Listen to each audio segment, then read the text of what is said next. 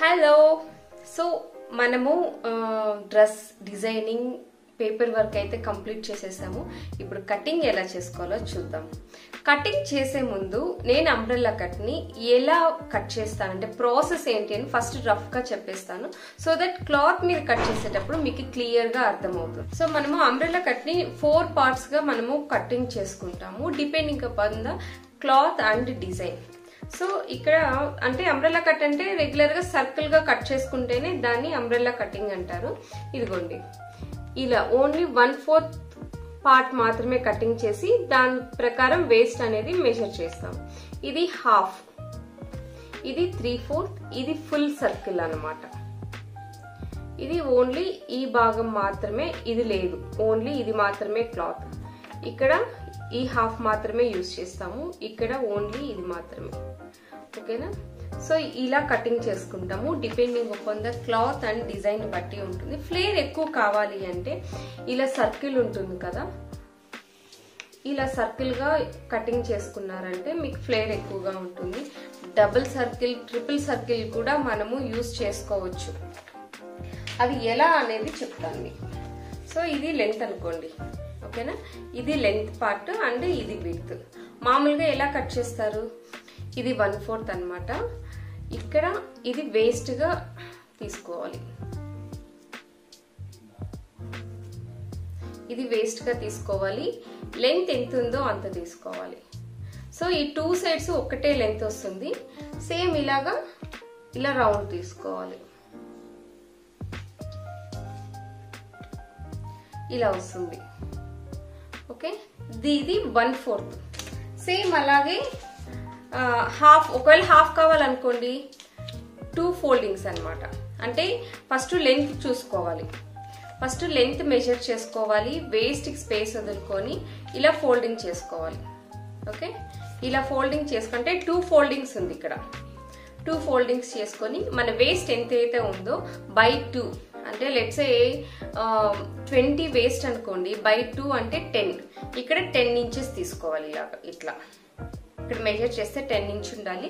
Plus ఖర్చుల కోసం 1 inch extra వదులుకోవాలి. ఎందుకంటే అంబ్రెల్లా కట్ ఎప్పుడు కానీ టైట్ ఫిట్టింగ్ ఉంటే ఫిట్టింగ్ బాగోదు, కాబట్టి 1 ఇంచ్ అనేది లూజ్ అనేది తీసుకోవాలి. సో 1 ఇంచ్ లూజ్ తీసుకొని యాజ్ ఇట్ ఈస్ లెంత్, ఇక్కడ లెంత్ మెజర్ చేసుకొని ఇక్కడ రౌండ్ గా, అంటే ఇక్కడి నుంచి మెజర్ చేస్తే ఇక్కడి నుంచి లెట్స్ ఇక్కడి నుంచి ఇక్కడికి 30 ఉంది అనుకోండి, ఇక్కడి నుంచి ఇక్కడికి 30, ఇక్కడి నుంచి ఇక్కడికి 30, ఇక్కడి నుంచి ఇక్కడికి 30, అంతే. మొత్తం ఒక సర్కిల్ లాగా ఇలా వేసేసి కటింగ్ చేసేసుకోవాలి. సో ఇంకా 3 ఫోల్డింగ్స్ ఉంటే 3/4 అన్నమాట. లేదా ఇలా 4 మడతలు, ఇలా 4 మడతలు వేసి వేస్ట్ మెజర్ చేసి అంబ్రెల్లా కట్ చేస్తే అది ఫుల్ సర్కిల్ అవుతుంది. So if in case full circle అయింది, ఇంకా ఫ్లేర్ కావాలి అంటే నెట్టెడ్ క్లాత్ కానీ షిఫాన్ క్లాత్ కానీ చాలా వెయిట్లెస్ క్లాత్స్ కి ఎక్కువ ఫ్లేర్ పెట్టుకోవచ్చు అంబ్రెల్లా కటింగ్ లో. సింగిల్ అంబ్రెల్లా కాకుండా డబుల్ అంబ్రెల్లా, ట్రిపుల్ అంబ్రెల్లా కూడా పెట్టుకోవచ్చు. సపోజ్ ఇది ఉందనుకోండి, 4 ఫోల్డింగ్స్ వేస్తే ఫుల్ అంబ్రెల్లా వస్తుంది. అంటే సింగిల్ లేయర్ కి 1/4 అంబ్రెల్లా కటింగ్ వస్తుంది. హాఫ్ అంటే 2 ఫోల్డింగ్ కి హాఫ్ అంబ్రెల్లా అండ్ 3/4 కి 3/4 అంబ్రెల్లా వస్తుంది. ఈ ఫోల్డింగ్స్ అన్నా వేసుకొని, అంటే ఫస్ట్ లెంత్ అండ్ వేస్ట్ తీసుకొని నెక్స్ట్ ఫోల్డింగ్స్ చేసుకోవాలి. ఎన్ని ఫోల్డింగ్స్ ఉంటే వేస్ట్ ని అన్ని భాగాలుగా మనము డివైడ్ చేసుకోవాలి. లెట్స్ సే మనకి ఫోల్డింగ్స్ ఒక 6 ఉందనుకోండి, వేస్ట్ అనేది 30 అనుకోండి, 30/6 చేసుకోవాలి. సో ఇప్పుడు 4 అంటే 20 అనుకోండి వేస్ట్, 4 ఫోల్డింగ్స్ వేస్తే 20/4 అంటే 5 ఇంచ్ వేస్ట్ పెట్టుకున్నారంటే మీకు ఓవరాల్ సర్కిల్ అనేది 20 వచ్చేస్తుంది. ఖర్చుల కోసము ఇది 4 ఫోల్డింగ్స్ కాబట్టి ½ ఇంచ్ యాడ్ చేసుకుంటే అంటే 5.5 ఇంచెస్ కానీ యాడ్ చేసుకున్నామంటే ఫుల్ సర్కిల్ కి ఓవరాల్ గా లూజ్ కూడా కరెక్ట్ గా సరిపోతుంది.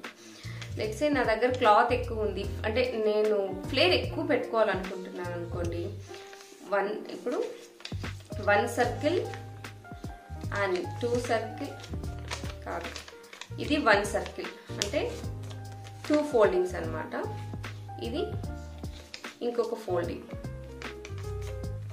ఇది ఇంకొక ఫోల్డింగ్, ఇది ఇంకొక ఫోల్డింగ్.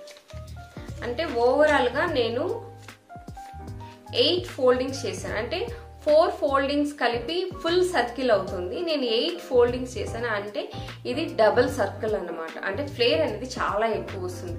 ఇప్పుడు 8 ఫోల్డింగ్స్ ఉంది కాబట్టి వేస్ట్ని 20/8 చేసుకోవాలి. 8 చేసుకొని ఇక్కడ కట్ చేశారంటే ఇది ఓపెన్ అయ్యి స్టిచ్చింగ్ అయ్యే కొద్దికి పర్ఫెక్ట్గా సరిపోతుంది. కొద్దిగా ఖర్చులు కూడా ప్రతిసారి ఇంతకుముందు చాలా మంది కామెంట్ బాక్స్లో నాకు డౌట్స్ అడిగారు, ఖర్చులకి క్లాత్ వదులుకోవాలని. కంపల్సరీ ఖర్చులకి క్లాత్ అనేది వదులుకోవాలి. ఒకవేళ బ్లౌజ్ కనుకోండి, ఎక్కడైనా సరే ప్రతి జాయింట్కి 1/2 ఇంచు కంపల్సరీ ఖర్చు అనేది మనం స్టిచ్చింగ్ చేస్తాము. ఒకవేళ 1/2 ఇంచ్ ఎగ్జాక్ట్గా స్టిచ్చింగ్ చేయలేని వాళ్ళు 1/2 ఇంచ్ కూడా తీసుకొని, బట్ మీరు మార్కింగ్ చేసుకోండి. అంటే స్టిచ్ ఎక్కడైతే వేయాలనుకుంటున్నారో ఆ స్టిచ్ లైన్ కోసం ఒక మార్కింగ్ అనేది చేసుకోండి. కరెక్ట్గా యాజ్ ఇట్ ఈస్గా అదే లైన్లో స్టిచ్చింగ్ చేసుకున్నారంటే మీకు ప్రాక్టీస్ అవుతుంది, పోను పోను అర్థమైపోతుంది. ఓకేనా? Let's say blouse length 14 inches కావాలి మీకు. సో 14 ఇంచెస్ మెజర్ చేసుకొని ప్లస్ అంటే ఈ భాగంలో షోల్డర్ దగ్గర జాయింట్ వేస్తాం, అక్కడ 1/2 ఇంచు. అండ్ కింద వేస్ట్ లైన్, అంటే వేస్ట్ దగ్గర మనం ఇంకో క్లాత్ జాయిన్ చేసి లోపలికి పెట్టి హెమ్మింగ్ చేస్తాం కదా, అక్కడ 1/2 ఇంచు. అంటే షోల్డర్ దగ్గర ఒక 1/2 ఇంచు అండ్ వేస్ట్ దగ్గర ఒక 1/2 ఇంచు స్టిచ్చింగ్స్లోకి వెళ్తుంది. సో ఈ రెండింటి కోసం మనం ఏం చేస్తాము, 14 + 1/2 ఇంచ్. అంటే షోల్డర్ దగ్గర 1/2, వేస్ట్ దగ్గర 1/2, రెండు కలిపి 1/2 ఇంచ్ అయింది కదా. సో దట్ ఏంటి, లెంత్ అయితే ఎంతైతే ఉందో ఆ లెంత్కి ఖర్చులకి మనకి ఎంతైతే కావాలో, లేకపోతే 1/2 ఇంచ్ కావాలి కదా, 1/2 ఇంచ్ని మనం యాడ్ చేసుకున్నాం అంటే ఓవరాల్గా 14.5 ఇంచ్ ఓవరాల్గా లెంత్ అనేది మనం మెజర్ చేసుకున్నారు అనుకోండి, మీకు స్టిచ్చింగ్ అప్పుడు రెడీ 14 ఇంచెస్ అనేది వచ్చేస్తుంది.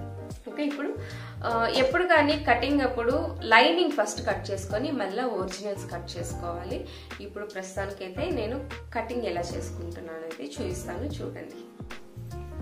సో కటింగ్ చేసేటప్పుడు కంపల్సరీ కావాల్సింది మెజర్మెంట్ టేప్ అండ్ వీలర్. ఇది wheeler and marker, scissor and scale. Ruler అంటారు మన ఫ్యాషన్ డిజైనింగ్ లాంగ్వేజ్లో. సో ఇవి కంపల్సరీ ఉండాలి. సో నేనేం చేస్తున్నానంటే కింద ఫ్లేర్ కోసం నేను క్రేప్ లైనింగ్ యూజ్ చేస్తున్నాను అండ్ బాడీ పార్ట్ కోసం నేను కాటన్ యూజ్ చేస్తున్నాను. ఎప్పుడైనా సరే కటింగ్ చేసే ముందు మార్జిన్ కంపల్సరీ వదులుకోవాలి. ఇప్పుడు body length plus seam allowance కూడా మార్కింగ్ చేసుకొని షోల్డర్ని మార్కింగ్ చేసుకోవాలి. హై నెక్ కాబట్టి షోల్డర్ బై 2 చేసుకోవాలి. ఇలా మార్కింగ్ చేసుకున్న తర్వాత back neck deep and front neck డీప్ని మార్కింగ్ చేసుకోవాలి. హై నెక్ అని చెప్పాను కదా, సో దట్ బ్యాక్ కోసం 1 ఇంచ్ అండ్ ఫ్రంట్ కోసం 2.5 ఇంచ్ మార్కింగ్ చేసుకోవాలి. ఇప్పుడు నెక్ విడ్త్ 3.5 ఇంచ్. అండ్ ఎప్పుడు కానీ హై నెక్లో బ్యాక్ పార్ట్కి ఫ్రంట్ పార్ట్కి డిఫరెన్స్ ఉంటుంది. ఇలా నెక్ దగ్గర నుంచి పైకి 1 ఇంచ్ తీసుకొని యాక్చువల్ షోల్డర్ దగ్గర నుంచి 1 ఇంచ్ డీప్ తీసుకోవాలి. ఇలా మార్కింగ్ వేసుకోవాలి front neck and back neck. So రెండు మార్కింగ్ చేసుకున్న తర్వాత షోల్డర్ స్లోప్ని ఒకసారి చెక్ చేసుకోవాలి. షోల్డర్ స్లోపు ఇది 15.5 ఇంచ్ షోల్డర్ కాబట్టి షోల్డర్ స్లోప్ అనేది 4.5 ఇంచ్ రావాలి. ఇప్పుడు ఆర్మ్ హోల్ డీప్ తీసుకున్నాము. డీప్ తీసుకొని ఇలా మార్కింగ్ చేసేసుకోవాలి. ఇది నేను డ్రెస్ కోసం చేస్తున్నాను, బ్లౌజ్ కోసం అయితే ఫిట్టింగ్ అనేది ఉంటుంది. నేను డ్రెస్ కోసం చేస్తున్నాను కాబట్టి చెస్ట్ సైజ్ 40/4 అంటే 10 ఇంచెస్ ఉంది కదా, 10 ఇంచ్కి ఒక లైన్ వేసేసుకుంటున్నాను. వేస్ట్ 34 సైజ్ ఇది, ప్లస్ 2 ఇంచెస్ మనం లూజ్ తీసుకోవాలి. సో 36కి మార్కింగ్ చేసుకోవాలి. 36 ప్లస్ మనకి డాట్స్ అనేది పెట్టుకుంటున్నాను కాబట్టి ఇంకొక 2 ఇంచ్, ఓవరాల్గా 38 ఇంచెస్. సో వేస్ట్కి నేను 38 ఇంచెస్ మార్కింగ్ చేసుకుంటున్నాను. అండ్ 2 ఇంచ్ నేను ఎక్స్ట్రా తీసుకున్నాను కదా, ఆ 2 ఇంచ్ ఇలా నేను డాట్స్ తీసుకుంటున్నాను.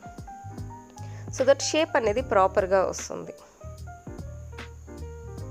సో బ్యాక్ పార్ట్ కూడా మార్కింగ్ కోసము ఇలా వీలర్తో ఒకసారి ట్రేస్ చేసుకోవాలి. సో దట్ మనకి ఈజీగా ఉంటుంది. ఇలా బ్యాక్ పార్ట్ ఫస్ట్ ఈ పార్ట్ని కటింగ్ అనేది చేసేసుకుందాము.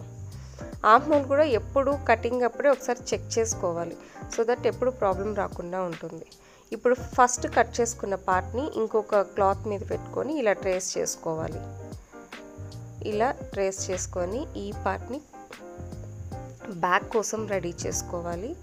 సో ఇలా డాట్స్ పట్టేసుకుంటా, అంటే ఇది నేను బ్యాక్ పీస్ కోసం అనేసి కట్ చేస్తున్నాను.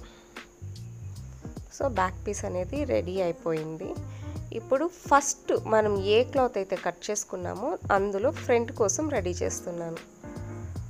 సో మనము బ్యాక్ పార్ట్కి ఇంతకుముందు 1 ఇంచ్ ఎక్స్ట్రా తీసుకున్నాం కదా, ఆ పార్ట్ని కటింగ్ చేసేస్తున్నాను. అండ్ మనకి ఫ్రంట్లో డిజైన్ ఉంది. ఇలిస్ట్రేషన్ చేసుకున్నప్పుడు మనం ఒక ఫ్రంట్లో డిజైన్ వేసుకున్నాం కదా, ఆ డిజైన్ కోసం అని నేను ఇది కటింగ్ చేస్తున్నాను. షోల్డర్ దగ్గర నుండి 10 ఇంచెస్ డీప్ తీసుకున్నాను. ఇలా బ్రాడ్గా నేను మార్కింగ్ చేసుకుంటున్నాను. ఇలా మార్కింగ్ చేసుకొని సీమ్ అలవెన్స్ కోసం నేను ఎక్స్ట్రా క్లాత్ కూడా తీసుకున్నాను. ఆ ప్రకారం కటింగ్ చేస్తున్నాను. ఫస్ట్ మార్కింగ్ చేసిన దగ్గర స్టిచ్ అనేది రావాలి. అందుకోసం పావించి వదిలి నేను మార్కింగ్ చేసుకొని ఇలా కటింగ్ చేసుకున్నాను అన్నమాట.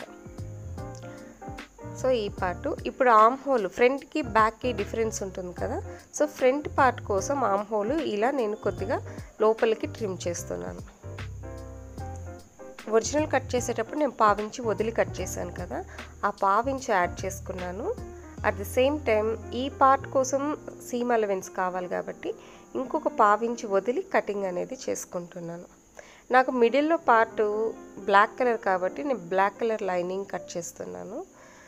బట్ ఇన్సైడ్ ఫినిషింగ్ కూడా చాలా నీట్గా ఉండాలి కాబట్టి నేను ఈ బ్లాక్ అండ్ ఇంకొక లేయర్ కూడా వేస్తున్నాను లైనింగ్. అంటే ఫస్ట్ ఒరిజినల్ బ్లాక్ కలర్ ఉంటుంది, దానికి lining black colour and orange colour కూడా దీనికి పెడుతున్నాను నేను. సో ఓవరాల్గా ఒరిజినల్ కూడా కట్ చేస్తున్నాను. లైనింగ్ కట్ చేసిన తర్వాత ఒరిజినల్ ఇలా పెట్టుకొని కట్ చేసుకోవాలి. ఎప్పుడు కానీ పావించి అలా వదులుకొని కటింగ్ చేస్తే మీకు నీట్గా ఉంటుంది. ఇది శారీ కదా, శారీ బార్డర్ కూడా కట్ చేస్తున్నాను సపరేట్గా. ఇప్పుడు కింద అంబ్రెల్లా కటింగ్ కోసం ఇప్పుడు రెడీ చేస్తున్నాను. ఇదేంటి అంటే నేను 2 లేయర్ ఆఫ్ క్లాత్ అంటే హాఫ్ అంబ్రెల్లా అనమాట. ఇది 2 లేయర్స్ కాబట్టి యాక్చువల్ వేస్ట్ని బై 2 చేసుకోవాలి. 36 వచ్చింది కదా, సో 36/2ని ఇప్పుడు వేస్ట్గా నేను తీసుకున్నాను. ఇలా మెజర్ చేసుకోవాలి. అంటే వేస్ట్ ప్లస్ లెంత్ ఈ రెండింటిని మెజర్ చేసుకొని ఆ ప్రకారం మార్కింగ్ చేసుకోవాలి. నేను ఎక్కడైతే ఫింగర్ పెట్టున్నానో ఆ ఫింగర్ దగ్గర నుంచి సర్కిల్ మొత్తం ఒకటే లెంత్ రావాలి. అప్పుడు అంబ్రెల్లా కట్ అనేది మీకు కరెక్ట్గా వస్తుంది, ఈవెన్గా. లేదు అంటే పైకి కిందకి వచ్చేస్తుంది.